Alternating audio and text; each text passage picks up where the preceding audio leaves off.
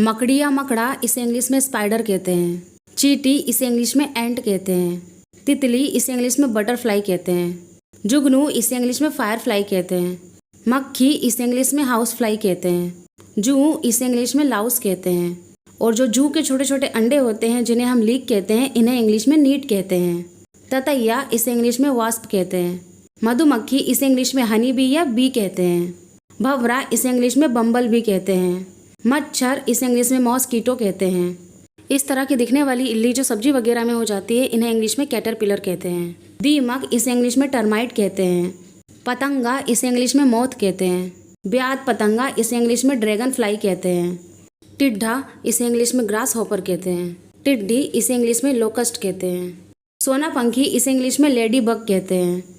तिलचिट्टा इसे इंग्लिश में कॉकरोच कहते हैं। कनखजूरा इसे इंग्लिश में सेंटीपीड कहते हैं। केंचुआ इसे इंग्लिश में अर्थवॉर्म कहते हैं। बिच्छू इसे इंग्लिश में स्कॉर्पियन कहते हैं। खटमल इसे इंग्लिश में बेड बग कहते हैं। पिस्सू इसे इंग्लिश में फ्ली कहते हैं। झिंगुर इसे इंग्लिश में क्रिकेट कहते हैं। घुन इसे इंग्लिश में बीविल कहते हैं। किलनी इसे इंग्लिश में टिक कहते हैं।